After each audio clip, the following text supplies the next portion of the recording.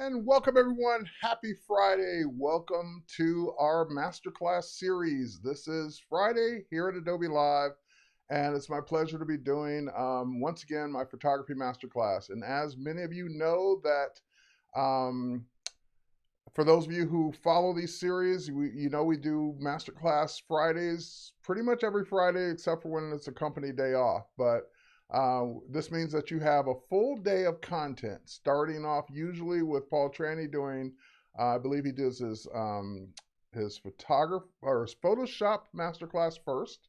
But this morning he had some technical difficulties, so he didn't get a chance to do it before me. But he should be back after the Daily Creative Challenge and doing his design masterclass. And then after that will be I believe it next up on the list would be Jason Levine doing audio and video. After Jason is Howard Pinsky doing UI UX design in Adobe XD. And then after that will be Kyle Webster doing digital painting and drawing in Fresco and Photoshop. So lots of content with lots of different apps and lots of different presenters all day, every Friday. You can always watch the replays. And for those of you who are joining me live, thanks. I see a bunch of people already in the chat. I see Wade. I see Nicholas. I see Andres. I see Alina, Megan, Anika, welcome. Sean, Victoria, glad to see you all here. And for those of you who are watching on my other channels, like you might be watching on Twitter, which I'm happy to be back on Twitter streaming. I see that it is live. And I'm on my own YouTube, and I'm on Facebook. So welcome for those of you watching on all those different channels. And you can hang out and watch there all you want. But if you do want to participate in the chat, you should head to b.net/Adobe Live. So that's where the chat is that I'll be paying attention to for questions and just things that people want to say, because I can't look at all the different channels at the same time and still get content done. So I can't get a lot of content if I'm busy chatting. So with that said, that's where we're going to be spending the time looking at the chat. I'm looking at it right now. Cool way to start the weekend. Thanks, Rex. And all right, and everyone's just saying hi. So cool. That's where you want to go. b.net/Adobe Live if you want to participate in the chat. Otherwise, you can just hang out and watch. And again, people always ask, hey, I can't stay or I can't see this all at once. Can I watch this later? Yes, you can watch it later on all the various channels you're watching it on now. So the replays will be there on Adobe Live, on YouTube, on Twitter, on Facebook. You can watch it wherever you happen to be seeing it at this time. So with that said, I'm gonna get started real quick. So we're gonna do photography special effects, and what that means is we're gonna do effects that take your photos beyond just what came out of the camera. Now, there's some effects you can do right in Lightroom, and of course, you can do just about anything in Photoshop. So we're going to spend probably the bulk of the time in Photoshop, but I don't want to leave out some things you could do in Lightroom to kind of give your images that extra oomph to them before you even, maybe all they need is a little something, a little special effect. And we're going to do those first, and then we'll head over to Photoshop to do a lot more things that we could normally not do unless we were in Photoshop. All right, so with that said, let's go ahead and switch over to my desktop. I've got Lightroom Classic open right now, and for the most part, everything I'm going to show here would also work in Lightroom LR or Lightroom Cloud or Lightroom Mobile, as some like to call it. So whether you're doing this on your mobile device, whether you're doing this on an iPad, whether you're doing this on the desktop, pretty much everything I'm going to show you here, you'd be able to do in any of those environments. All right, so first and foremost, one of the, I don't know that I call it a special effect, but it's certainly special that it lets me do things, especially I use it all the time in photos where I need to add some light. I need some lighting effects in my photo. Now, in this particular image, this was a natural light shoot up in Michigan back in 2009, in this kind of, I don't want to say it's abandoned, but it's a church that's, old school wooden log cabin type church. You can kind of see the light coming in from a window way up top, and that's all the light there is. I didn't think there was even any electricity in this building. But I wanted to light this a little bit better. I didn't bring any lights, so I thought, well, what can I do after the fact? So I head over to my develop module, And in my develop module, I've got one of my favorite tools, the radial filter. And the radial filter, now, keep in mind, I could bump up the exposure for the whole thing, but then it kind of gets like it loses its appeal that way. In other words, it loses its natural light appeal if I bump up the exposure for the whole thing. So what I want to do is just put some spotlights on different areas using the radial filter. Now, when you go into the radial filter, one of the first things I will point out, especially in Lightroom, is that you have built-in presets. And what these presets let me do is, notice it says effect. I'm going to change the effect to exposure. And what this does simply is it zeroes out everything else. So everything else that might have had an adjustment or a number on it, changes those all back down to 0. And it changes your exposure a little bit. So it's like, it may not be where you want it to be, but the main reason for the preset is not so much to set what the exposure number is going to be. Ooh, it didn't even change it at all. Okay, normally it would bump the exposure a little bit, but more importantly, it would zero out everything else. And that's what I really use it for. So I bump up the exposure a little bit more.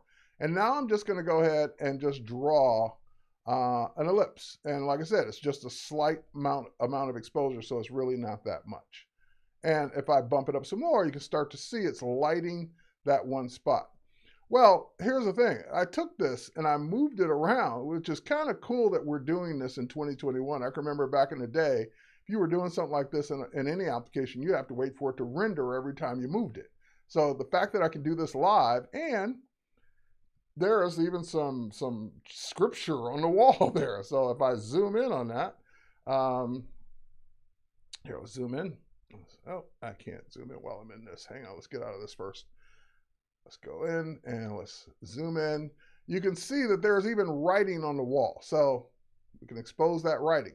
But here's the best part. When you're in the radial filter, you don't have to just live with one. Like, we got that one, we can pick it up, we can move it around, we can do whatever we want, change the settings to it. And we can also add another one. So if you wanted another light somewhere else, you can just simply hit the new, and that will give me a new one. Now, if I draw out another one, that's a second one, and that second one can have its own setting. So it has nothing to do with the first one. You're not changing the first one, and you can move this one around, you can reshape it, you can put it wherever you want, and that one can be your next light for the area that you want it to light up or expose next. So what this lets you do, and now in this case, I just kind of like use it to light different areas of the church. But what you could do with it, especially even on a landscape, is like create like in a valley. You can picture this beautiful valley where you just need some dappled light here and there. You can just add those lights after the fact right here in Lightroom non-destructively. Now, I want to show you a bonus tip for this. So I'm going to jump out of this photo, and I'm going to go to this photo. Now, this is a portrait, and it's already lit. It doesn't need any extra light. Like, it doesn't need anything else. But here's something I learned from doing that trick where I took a dark photo and added light. Well, if I got a light photo that's already lit, I don't need to add any light to it, but I may want to do the opposite. I may want to darken everything else. So if I go to my develop module again, or Lightroom, edit, and I grab the selective adjustment, the radial filter, and I pull it out again, it's going to do the opposite. It's going to do exactly what I said. It's going to lighten her up, but she doesn't need to be any lighter. So what I would do instead is click down here. Excuse me. Down here, you have a checkbox for invert. So if you invert that effect, then what you're doing is you can go the opposite way. You can darken everything else. And that way you can kind of create this, again, spotlight effect where you're lighting something that's, in this case, already lit, but you want to create a spotlight effect by darkening everything else. Now, the next thing that I ran into is, well, what if you need to light two spots? Like you need to light, maybe she's wearing a watch or jewelry or something, you want to illuminate that as well. So if I do the same trick where I go in and I create a new one,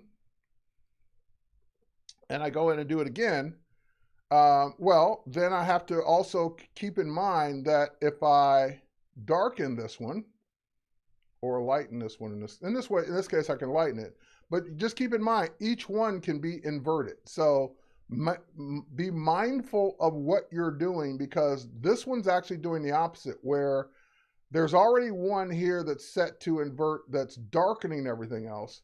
This one is set to invert, but it's lightening everything else. If I choose darken, it's going to darken the circle. If I choose invert, it's going to invert the whole photo. So just be mindful that each one you add is going to have its own characteristics for what you might want to do with it. Okay, so with that said, that is using the radial filter to add special effects with light inside of Lightroom non-destructively. You can always delete those, move them around, come back, change them, do whatever you need to do, put them wherever you need to put them, change their attributes after the fact. And of course, they don't just have to have exposure. You could add sharpening, you could add highlights, you could add color, you could add whatever you want to those spots. So they don't always just have to be light. They could be whatever you want. All right, so I'm going to jump back out of this image. And now this is one that I've shown before, but again, we're in the special effects section. So I want to show it again just to make sure people get it. I took this image back in, I don't know, when was this image taken? 2011, when I was in Poland. And it's just this kind of wet monument sidewalk. And I noticed that the bricks, though, the street wasn't wet. So I was like, oh, it'd be kind of cool if the street looked wet too. If we could add wetness to a street, how could we do that? So we go to the develop module and we go into the adjustment brush. And same thing, you have presets for each one of these. So you have presets for the adjustment brush. So I'm going to set this preset to clarity. And that just zeroes everything else out and adjusts clarity just a little bit. But I'm going to adjust, hang on. I'm going to adjust clarity a lot. Hang on, hold on. I zoomed by mistake. Let's see if I can pull it back up. There we go. I'm going to adjust clarity all the way to 100. And I'm also, while I'm here, remember I said you could do multiple things. I'm going to adjust contrast all the way to 100. So that way I'm adjusting this. When I use the adjustment brush, I'm affecting those two things and nothing else. Everything else has been zeroed out. So now when I use my adjustment brush, and you can use your mouse or you can use a stylus, you can make the brush nice and big. So you can go in using your right bracket key next to your letter P. You have your bracket keys, and now I can just paint over this with water. So it's like just making it look wet by adjusting or adding a water look to this just by 100% clarity, 100% contrast. Now this won't work on all streets. Some streets I've done this on where it doesn't really make that big of a difference. But when it's cobblestone like this, where it's like got lots of shadows and highlights, that's where it really stands out. Now, what if it's not wet enough? Like, okay, that's it. That's 100% of both. I can't go 110%. What if it's not wet enough? Well, you can go in and add a new one. So we add a new adjustment brush so that now when I start painting, I'm adding the effect again. So just by clicking new, and again, keep in mind that both of those adjustments have little handles. Here's the handle for the one I just did. You can see it. And if I don't like that one, if maybe that one's too much, I can pull that one back a little. So maybe I needed 150. So I can pull the second one down or up and make an adjustment. So you can add as many of these as you need to do whatever it is you're trying to do. If I was trying to make it super soaked, maybe I need a third one. But in this case, I don't need quite two, maybe 1.5. So the second one, I just basically pull down the contrast and the clarity slider on that one. All right, next up. I think that's all I'm going to do in Lightroom for now. Now we're going to head over to Photoshop. So a few things in. I love doing this on the European streets. Yeah, Europe has lots of streets like this where you could make that wet effect look really nice, Sean. So yeah, I'm envious because we don't have as many streets like that here unless they're in older areas where they're preserved. All right, next one. And this is one I used to do back in my studio when I lived in Michigan. I used to do this effect all the time when I would take a full-length portrait like this. So she's standing here. head to toe, and more importantly, to toe, because you got to be able to see the feet for this next effect. Now, standing here in the ground, I could clean this background up a little bit more. It's still slightly dirty. But you see that her shoes are casting shadows, and her body's casting a shadow against the background. Not worried about that. But what I usually have done when I have a full-length portrait standing in front of me is I typically add a reflection on the floor. And I've had many people ask me, was she standing on plexiglass? Was he standing on some type of mirror? Was like, how'd you get that reflection? And I always laugh and say Photoshop every single time. I've never had someone stand on glass. I've used glass before for different, like leaning on and laying on and things like that, but never standing. So any of my past portraits you've seen, it's always been Photoshop to add the reflection. All right, so let's jump out of this. Let's see how we would do it. And I was also playing around with this last night, and I thought, wow, it's even easier now than it was before, because before, I'll show you why it's easier. Let's jump in. So I'm going to hit Edit in Photoshop. We'll edit a copy. I think that's on my server, so that might take a second. Nope, it popped right open. There it is.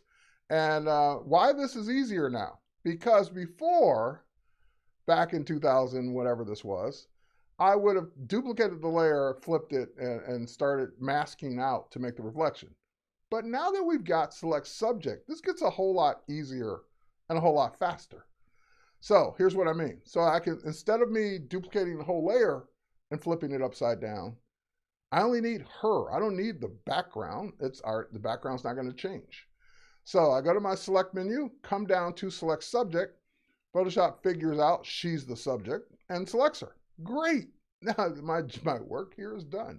So now I duplicate just that selection onto a new layer, Command J, and barely an inconvenience, but an inconvenience nonetheless. All right, now let's go ahead and flip this, or Command T. Now that basically just put her on her own layer. So we turn that one off. You see she's on her own layer. Did a great job. Command T, and then right click and flip vertical. So that will just turn her completely upside down. It looks weird because before it would be the whole background and she'd just be covered, but now you see both of her. Now I'm gonna go ahead and start dragging and hold down the Shift key. That will drag it perfectly straight. It won't let me drag it left or right. It will let me drag it perfectly straight down. Now, when we get down to the bottom, here's the thing, and this is the thing that used to bug me, because if I would pull it all the way down to the bottom, to where like the bottom of the front of her shoes are touching the bottom of the front of her shoes, then the heel wouldn't be touching. And I've done it both ways. I've done it where I leave it that way and then just leave it, or I've warped it so that the heel touches the other heel, or I've done this. I've just basically moved it up a little bit. And so I know that the feet are overlapping, and that's okay, because we're going to create a reflection anyway. So now that, because for me, I guess it was more important that the subject, all of the feet are touching each other. So the heel is touching the heel, the front's touching the front. There's no gaps, in other words. Now that I've got that, I can go ahead and hit enter or click away, and that will add that in, and we're going to zoom into it so we can see it. And you can see like one foot is covering the other one, especially on this foot.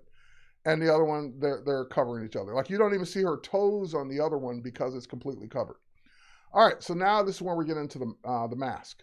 So I'm going to go ahead and add a mask. And now that we've added that mask, we do anything we want with it. We can go to our paintbrush, grab the black paintbrush, and we can just start painting out the other shoe so that we do create that reflection. We can do the same thing here where the side of the shoe is overlapping, and just paint it out just barely so we can see it. If you paint it too much, you could always switch to white and paint it back in. And that might have been too much. Let me undo that last one. I think that was about right about there. Okay, so now that I've got that, it's too opaque. It's too much of a reflection. It's like it doesn't look real. So we need to fade it, and we need to fade it down. So we need to change the opacity, but before we change the opacity, If it's a true reflection on a floor, it wouldn't be 100% all the way down. It would start to fade away. So we're going to create that effect using the mask. So we're going to go to the gradient tool, hit the letter G. In the gradient tool, now the gradient's been organized in folders now. So we're going to go to the basics folder, and we're just going to choose the second icon, which is foreground to transparent. So whatever the foreground color is to transparent, that's what we want. So when I click that, that'll give me foreground color, which is black. And it doesn't matter what the background color is because it's going to go from black to transparent. Great. Now that I know it's black to transparent, which way would it fade? Well, technically, you'd probably see more of the shoe where the shoes touch, and then it will start to fade away. So if that's the case, you got to think the opposite way. You want black to mask from the bottom up. You want it to gradually go away because that's the way it would really look. So you got to kind of think you're masking, so you're doing the opposite of the way you really want it to look. So now that I've done that, now that I've chosen that, I'm just going to drag from the bottom of the image up. And that's too much. So let's do there. Wait, whoa, whoa. Oh, hang on, hold on. Something's wrong here. Why is my gradient solid like that? Hold on.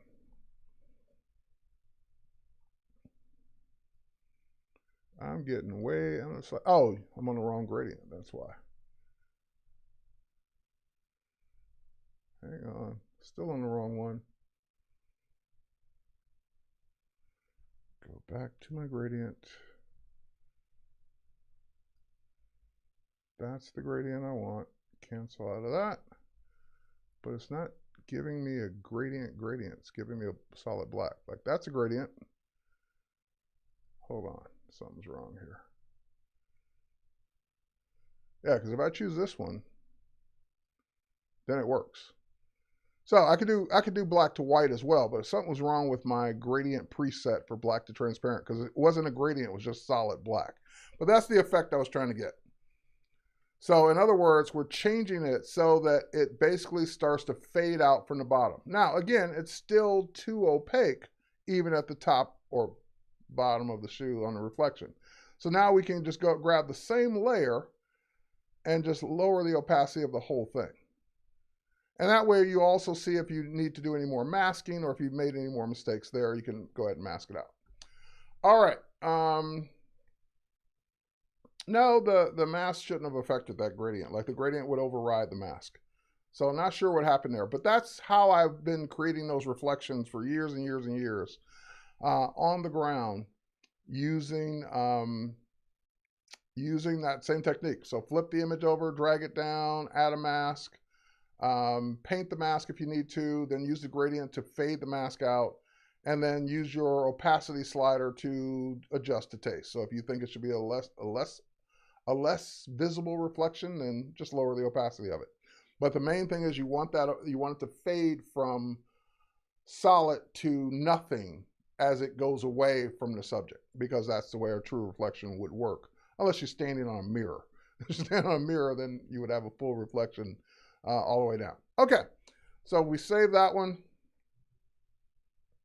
and let it finish saving. Saving. Okay, it's saved. We close it. It'll save the layer, put it next to the original, and you still have Lightroom to make any adjustments. Like, for example, I can see the white balance is off on this a little bit. Let's fix the white balance, and let's just warm it up just a hair. There we go. All right. Next up, let's get into, let me grab my note, make sure I'm not missing anything. Oh, I was going to miss something. I was about to leave. I left Lightroom and I forgot one thing. So hold on. Let's go back to Lightroom for a minute. And let's do one more thing. Oh, not that one. Good thing I looked over my note. All right, remember we did this one with the light. We added the radial filter, so forth and so on. I'm just going to reset it, put it back to the way it was. One of the things that went away or got replaced was, could you create, well, hang on, there's a question from John. Could you create a shadow with a similar approach? Absolutely, John, you could. What I would do for the shadow, select the subject, duplicate the layer, but I'd fill the layer in with black. In other words, I would fill it and make it a silhouette. Then add Gaussian blur, flip it upside down, drag it down, mask it, so forth and so on. So same thing with a shadow. Lots of different ways to do shadows, but that would be a quick, easy way if you just needed a replica of the subject upside down as a shadow. All right. One of the things that got replaced recently with color grading was split toning. So let me show you how this would work now. There's a split toning effect that's kind of cool you can do right in Lightroom or Camera Raw, where if we go into color grading, as it used to be split toning, if we go into color grading, you have your shadows, midtones, and highlights. And the way these work is you could add color to any one of those areas of the photo. And with split toning, it was typically your shadows and your highlights.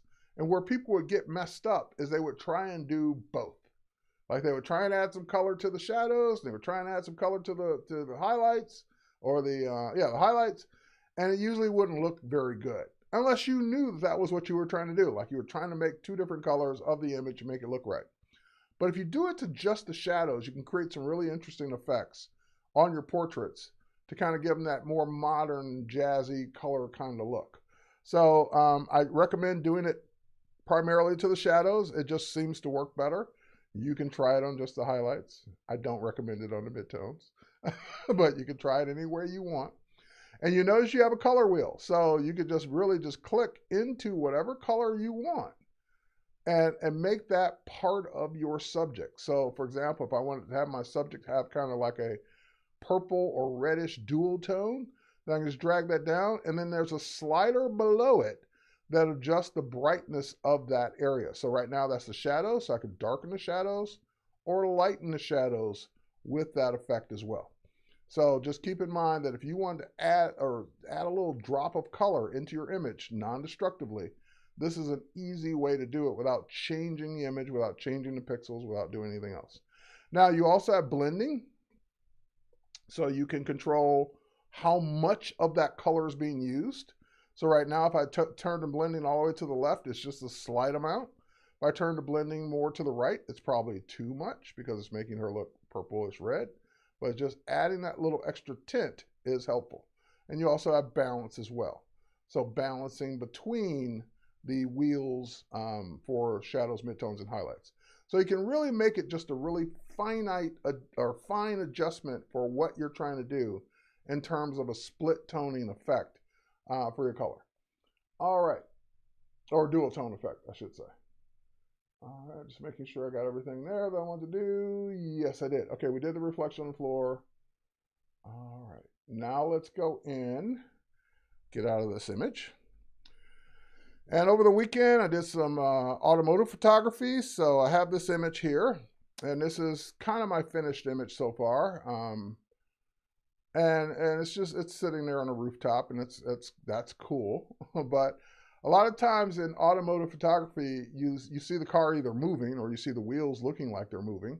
And that's very easy to do now in Photoshop. So let's take this image over to Photoshop. Let's edit a copy of it.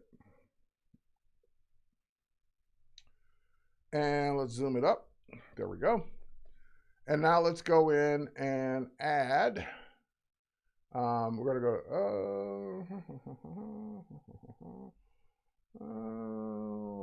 let's duplicate the layer. I was just going to think of the various ways I could do this. Let's duplicate the layer first.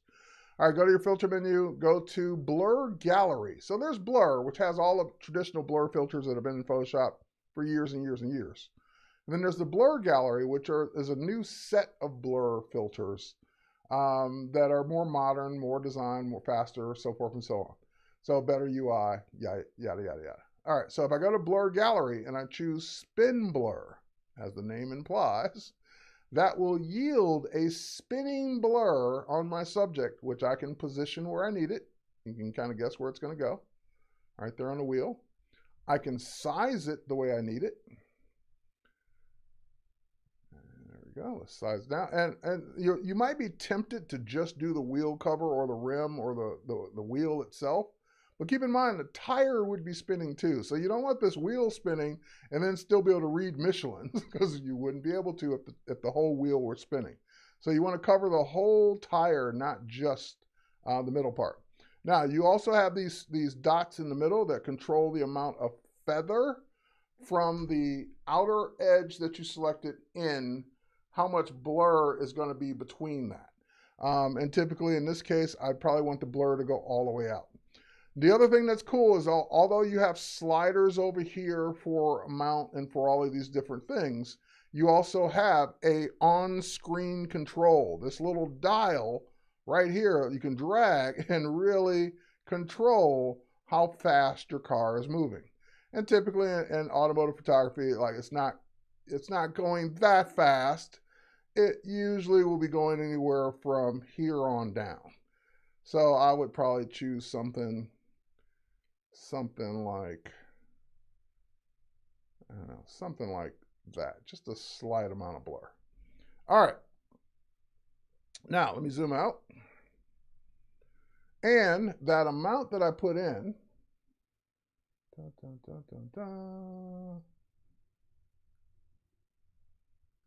that amount that I put in, let's see if I can see it. Yeah, it's 17. Okay, I was looking for the number. It's 17. That's what I used. Because whatever I used on one wheel, I kind of probably want to use the same thing on the next wheel. So how do I get it on the front tire? We wouldn't, unless the back tire was just spinning and smoking, we would probably want the front tire to be moving as well. And how would I do that? Well, you notice that as soon as I move away from the one I was adjusting, I get this little pin icon as my cursor. That with a plus sign, that means add another one. So I can come over here and click and add another one. And that one is also, whatever it is, I'm going to make it 17 just to be exact. And I'm just going to go ahead and pull that one down as well. So pull size down. And because that wheel is kind of turned to the right, as it should be in automotive photography, it should be turned one way or the other, I can kind of lean this over and put this where I need it to be. Oh, hang on, I adjusted the amount of blur. Let's go back to 17. All right. And I may look at that one and say, yeah, that's the same, but it still looks like it could be a little more. So I may bump it up a little bit more. All right. And that's how we would make tires on a car look like they're actually moving on a stationary car. And you could do all kinds of other, like you could blur the background. You could use like a motion blur in the background to kind of make it look like you caught it in mid movement. You could do that as well. So yeah, let me try that. Let me go back to the blur gallery. Now I'm going kind of off script. I have not experimented with this one on this image, but let's try it. And in that case, I wouldn't be using spin blur. I'd be using path blur. So with path blur, you get this path that you can pick up. Oh, that you can pick up. This is why I don't go off script. I'm going to move it over there. You should be able to pick it up, but I am going to do it the hard way.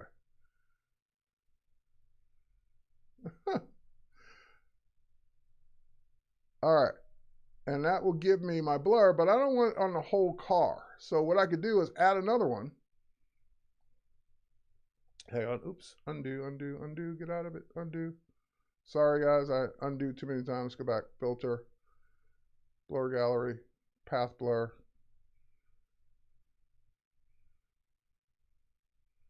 And I don't know why I can't pick this whole thing up. So I'm just going to select it all. Oh, I'm still not selecting it all. Okay. Not sure why I'm not able to just move this. I want to add points. All right, we'll do it the old way.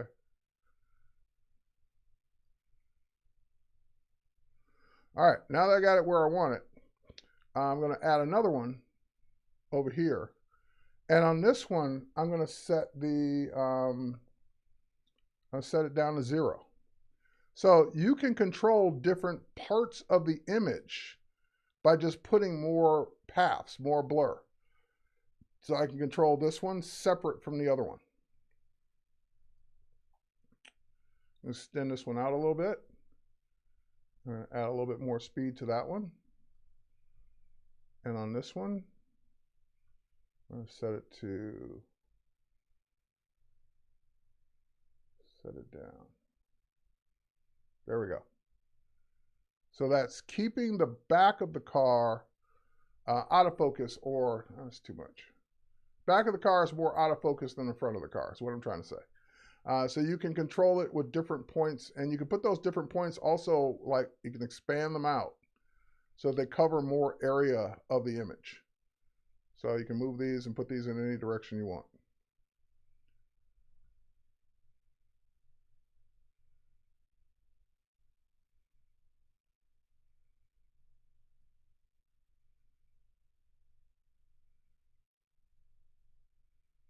There we go.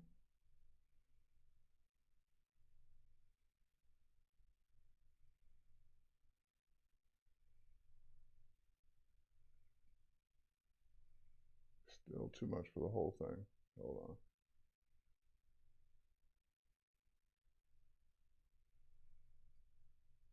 By the way, your spin blur is still there too to adjust. So when you go into the blur gallery, you're sorry, didn't mean to add a spin blur. You're able to add a multiple types of blur. So you just twirl down the one you want. In this case, I added. All right, I'm just making a mess of this. I'm going to move out.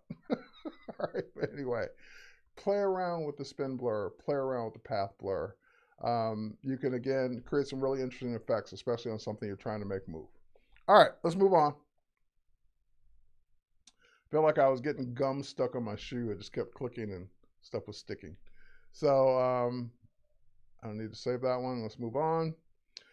All right, we're going to get to our final image that we're going to spend the rest of our time on. And this is actually part of that weekend automotive shoot where I was doing a little cosplay as well. So this was the setup, so those of you who can see it. Basically, it was a couple of lights, my camera shooting at night on the rooftop, and we had our star, Victoria, as Batwoman, starring in this shot. And this was the final shot that I liked. So that's kind of the out of the camera look for the shoot. But I wanted to add some more to it. I mean, I'm happy with that shot, don't get me wrong, but it could have a lot more to it if we just play around. So this was the first pass at it. This was like adding some effects to it, adding the smoke, and my buddy Matt Hayward was like, so did you have smoke canisters? Did you what kind of smoke did you use? I was like, I just laughed. Photoshop. Yeah, because there's no real smoke there. That's all Photoshop. So let's get into some of this. Yep, that's Victoria. Let's get into how some of this was made. All right. Let's open up this image. And dun, dun, dun, dun, dun. Now, it didn't ask me to open up a copy because it's already a DNG. It's not going to edit the original anyway. Now, I could take this different approach, take a different approach to this image because I can start on any area that I want.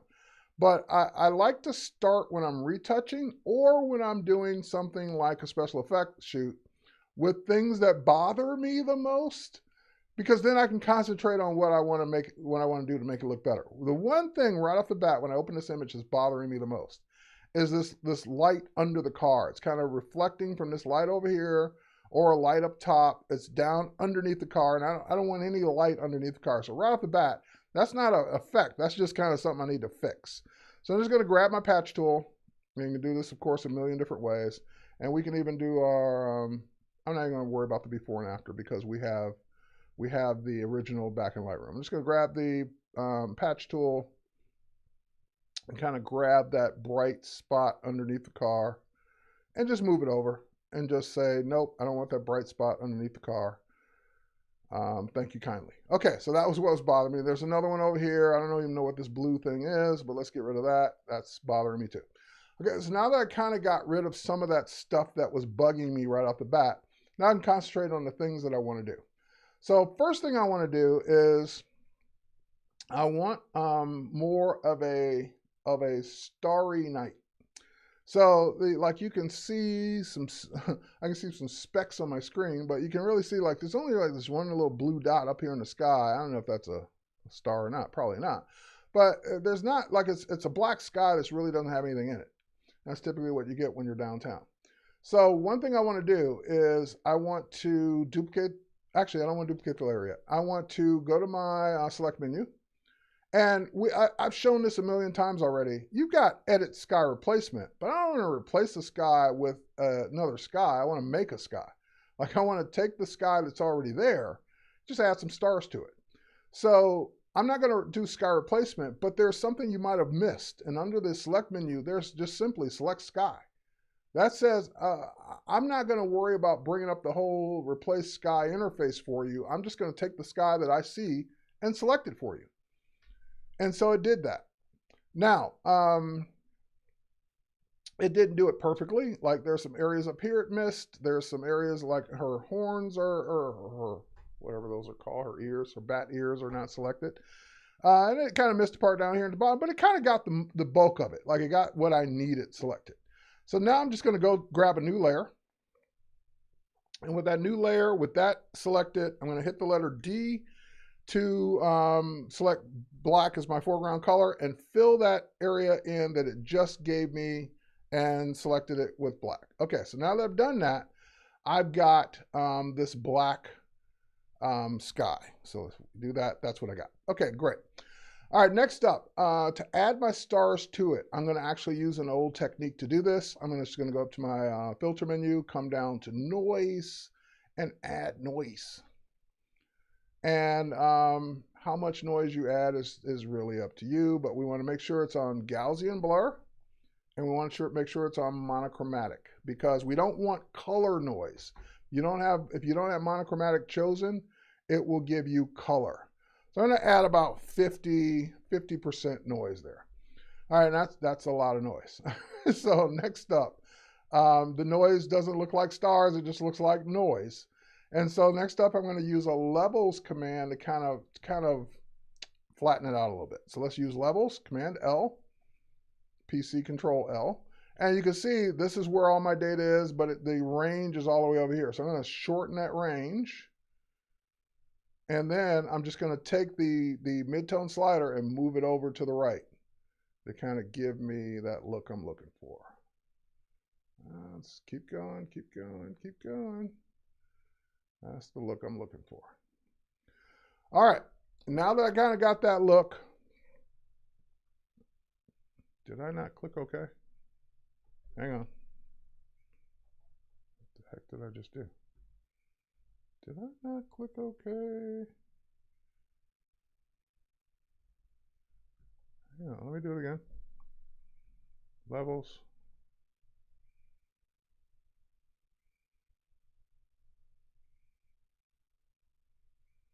There we go. That's what I'm looking for. Click OK. Okay, I'm not sure why it's doing that, but let's go ahead and change our blend mode. We're going to change our blend mode. What blend mode do I want on this? I want to use a blend mode of maybe screen, lighten, darken.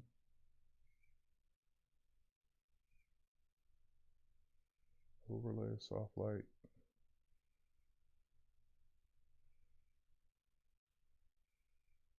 There is a disturbance in the force.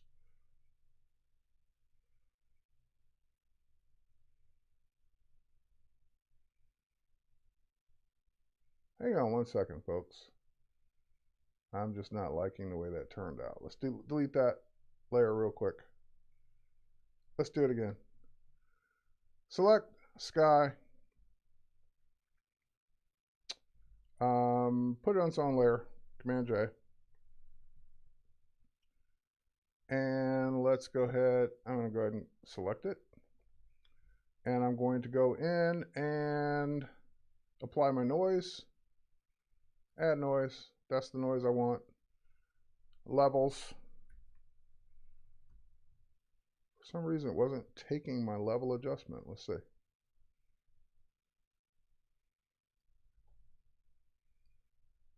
Why is it not keeping it? All right, let's do it a different way. Let's do levels as an adjustment.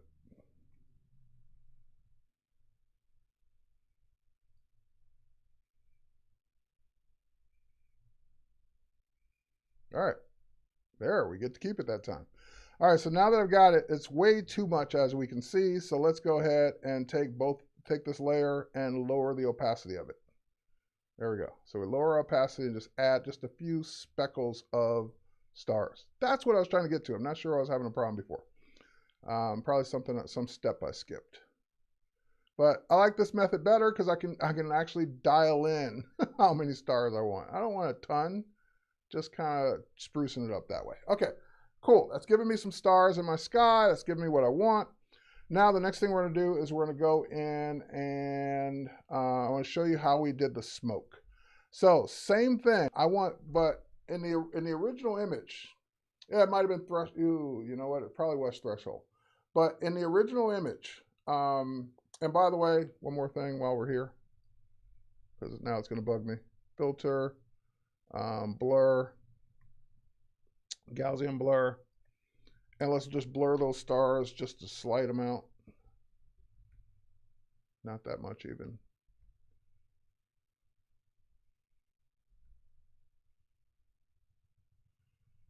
All right, let's make them blurry. And then let's add back in some opacity. You can do contrast on. There's tons of things we can do with the stars. We're not going to spend all day on the stars.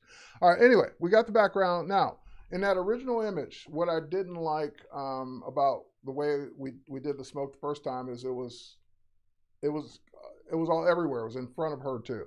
So I'm going to use the same technique I just used to put kind of it behind her.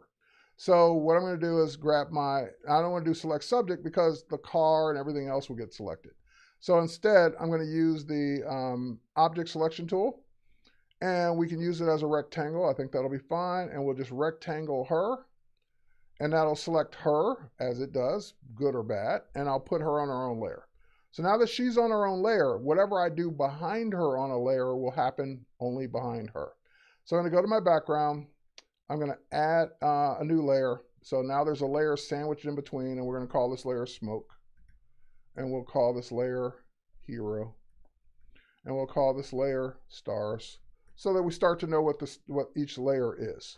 All right, so now that we got our smoke layer, we need to create that smoke using a brush that you may or may not have already. So I'm going to go to my brushes, hit the letter B to get to my brushes. And in my brushes panel, I'm just going to go ahead and click to bring up the brushes panel. And I'm going to go to brushes. And I'm going to scroll down, and I may or may not have it. So we're going to pretend you don't have it. Let's go to the brush flyout menu, get more brushes. So I like that. It's built right in. Get more brushes right into the brushes panel. I'm going to show you where to get these brushes you need. All right, that'll bring up a web page. And these are Kyle Webster brushes that are available for free. Nope, I don't want to do a survey right now. So I want to do a couple different brushes. I want to do the spatter brushes and the watercolor brushes. So download watercolor. There, download it. And download spatter. There, download it. Okay, so now when I click on this click on this brush that I just told it to go. You can do it from Photoshop, or you can do it right here from the download. It's going to say, what application should this go in? And I'm just going to choose Photoshop. So I'm just basically getting some extra brushes for this smoke effect. So if I go to Photoshop, there it is, and say, yep, put that in Photoshop, thank you. Same thing for this one. Yep, put that in Photoshop, thank you. There it is, Photoshop application. And just by choosing the application, it knows what you're trying to put those in. So there they are. Watercolor and spatter are now there. So when I go to watercolor, what I'm looking for is a brush that kind of looks like, clouds. Kind of looks like it would have that effect to it. So there's this brush that I could use. Dun, dun, dun, dun, dun. I'm just doing it visually. I'm not looking at the names because the names are short anyway. I'm just looking at a visual brush here. I think I'm going to go with this one. All right, so now that I got this brush, I'm going to make it, I need the color. So I'm going to hold down my Option or Alt key, pick the red from her wig there. And I'm just going to go ahead and make my brush nice and big. And when I'm on my layer that's for smoke, and when I click, I get nothing because I'm on the wrong blend mode. All right, let's go normal. There we go.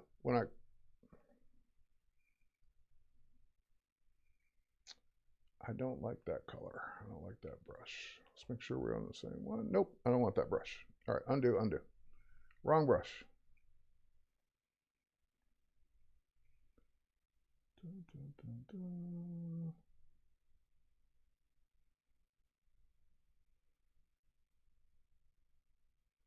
There's one in here that I liked. Maybe this one.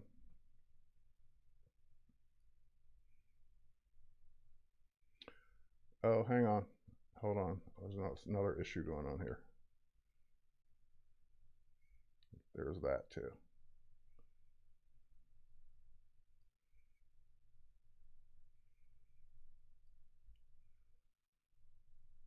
Make our flow back up to 100.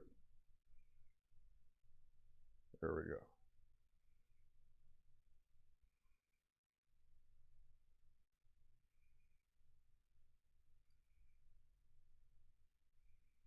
All right.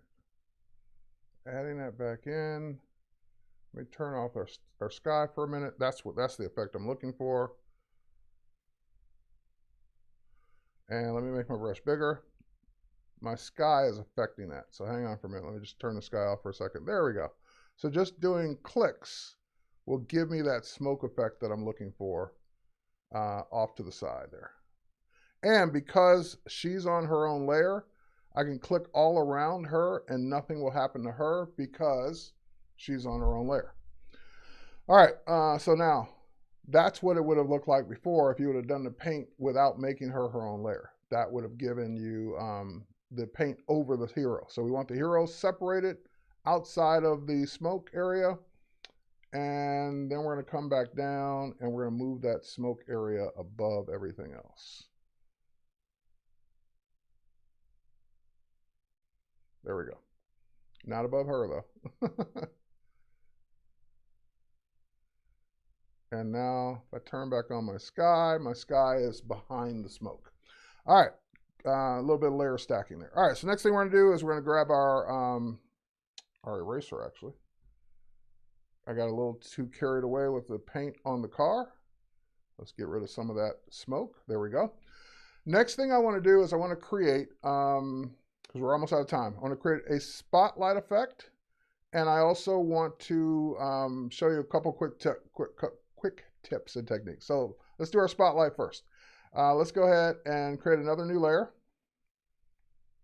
And this layer will be our spotlight layer. Time flies when you're having fun. Now that we've got our spotlight layer, we're going to go to our lasso. We're going to use, hit the letter L to get to it quickly. We're going to use our polygonal lasso. I'm just going to come outside the image, click, click, click, click, and click. That will give me that selection. Then I'm just going to fill that selection with the same red that I already have selected. And now that we've, oh, hang on, I'm not going to fill it with the same red we have selected. I'm going to go back to my gradient here. And I wish that gradient were working. Why is that gradient not working? Anyway. Yeah, because that's not going to give me a gradient. For some reason, that basic gradient is screwed.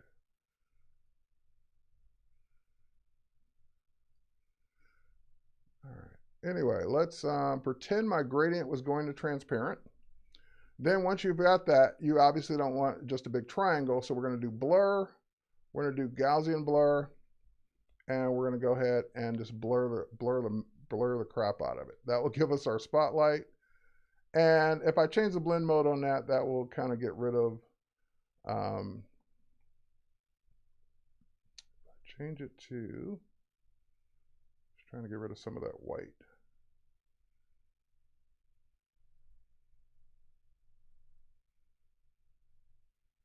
It's not going to give me what I want in time. Okay. All right, I'll leave it on normal for now. Yours will be red to transparent. Next thing we're going to do is we need our bat logo. So I'm going to take that layer and move it down a bit. And let's just, you know what? I would rather the whole thing be red. Just give me the whole thing as red. The white's driving me crazy. Gradient, I'm out of time anyway.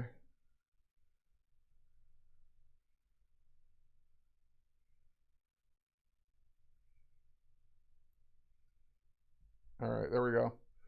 Filter, Gaussian blur, and we'll move it down. And next thing we would do is put our bat signal in. I have one in Adobe Capture that I would use, but like I said, I'm out of time. So unfortunately, I'm not going to get a chance to show it. But we put that in the sky, tilt it, turn it, and away we'd go. The only other thing I would do with this image, which I did, is darken the bottom. So using those same techniques that we saw in Lightroom, I would take this into the camera raw filter. I would then just darken the bottom of the image as well, using probably the adjustment brush. All right, so with that said, sorry folks, I'm out of time, but hopefully you got some special effects out of this. You got your starry sky, you got your colors, you got your smoke, you got your brushes, more, but we're out of time. Cheers everyone, thanks for watching, we'll catch you on the next one.